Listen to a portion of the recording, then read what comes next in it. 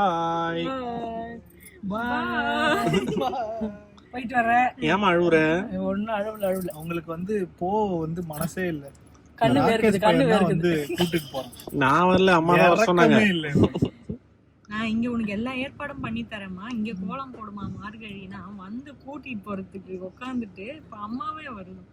இன்னைக்கு விளாக கூட போய் பாருங்க. நாங்க கோவில் போன விளாகுல போயாமே அப்படின்னாங்களே தவிர நான் போனோம்னு சொல்லல. நானா உன்னை கூப்பிட்டேன்? இல்ல 2 பேர் இருக்காங்களே நம்ம நம்பி.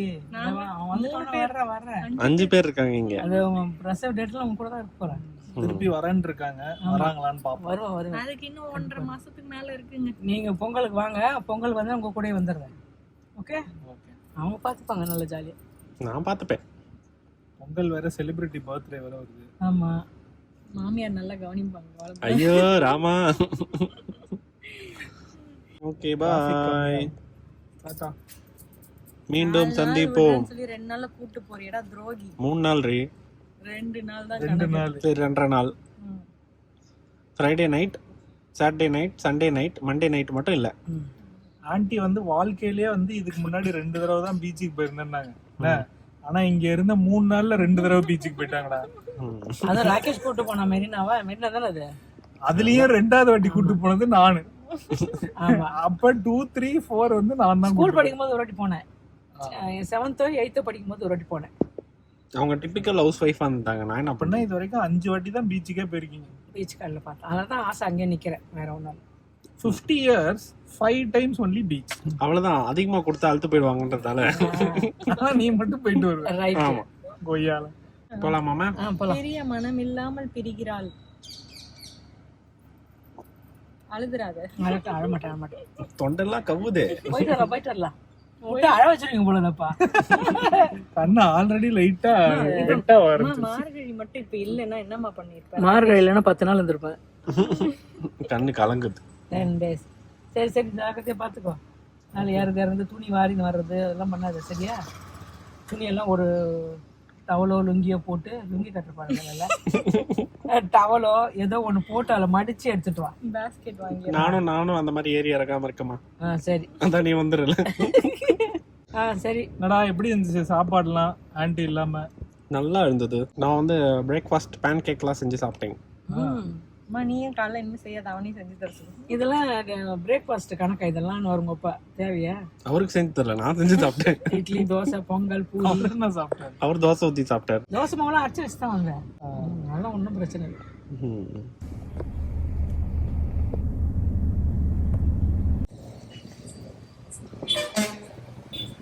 வாங்குறேன். பொறி உண்டை பார்த்தோன்னு வாங்கணும் போல அது கடைக்கு வச்சிருக்காங்க. இப்படி செகப்பவுல் பார்த்தேன், அதுவும் வாங்கலாம்.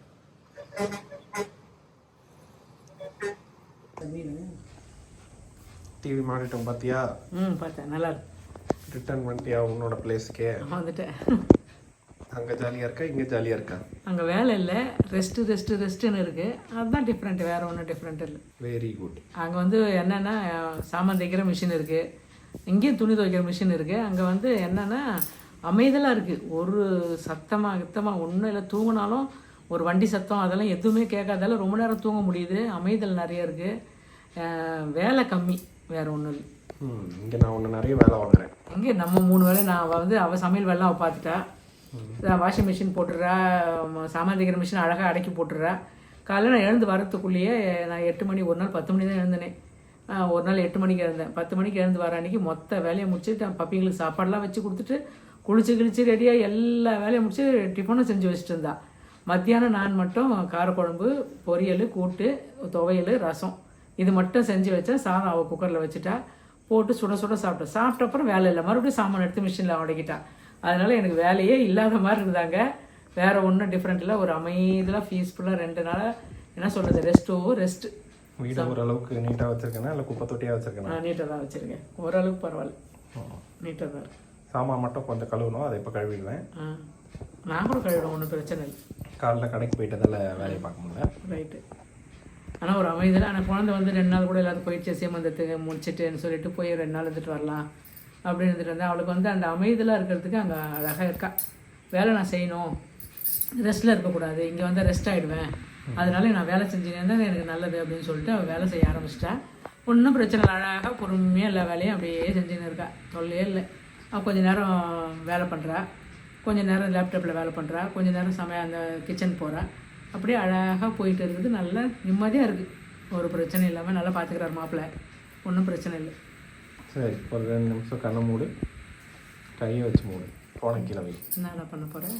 அப்படியே மூடிக்கிட்டே வரேன். கண்ணை மூடிக்கிட்டே இரு. இந்த பிஸ்னஸ் வந்து 1000 கஸ்டமர்ஸ் தாண்டினதால உனக்கு ஒரு சின்ன கிஃப்ட். இந்த இப்போ திறந்து பாரு.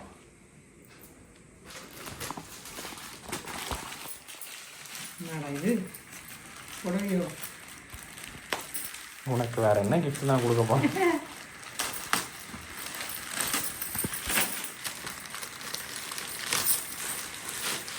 பட்டு போடுங்க. பட்டு புடவையா? அவ்வளோதான் இல்லை, பட்டு மாதிரி புடவை. கலர்ஃபுல்லாக இருந்துச்சா? அந்த மாதிரி எல்லா கலரும் உங்ககிட்ட இல்லை, எல்லா கலர்லேயும் தனித்தனியாக இருக்குது. எல்லா கலரும் மொத்தமாக சேர்ந்த மாதிரி இல்லையேன்னு வாங்க.